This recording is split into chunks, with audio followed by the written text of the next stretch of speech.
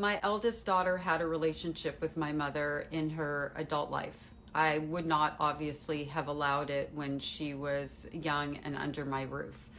She grew up, like my other kids, knowing bits and pieces of the abuse and why there wasn't a relationship with detail as it was necessary. Like there was never a slashing of my mother kind of thing. It was more like, this is what happened in the family and this is how we're breaking that cycle and this is what's healthy for us and healthy for me.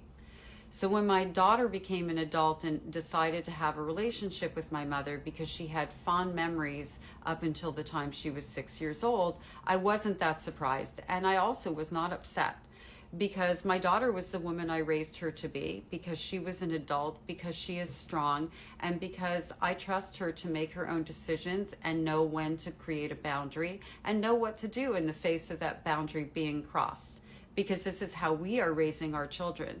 So therefore, we don't have to be afraid of this. What we have to do is be supportive and give our adult children the space to do what they need to do to figure out their own lives. I did ask of my daughter that she not share my life with my mother and vice versa. I gave her that boundary and she respected it. Eventually, she started seeing my mother's behavior and she didn't like it. And then on top of that, she started looking at me and thought, why doesn't my mother have the support of the family? She was the victim.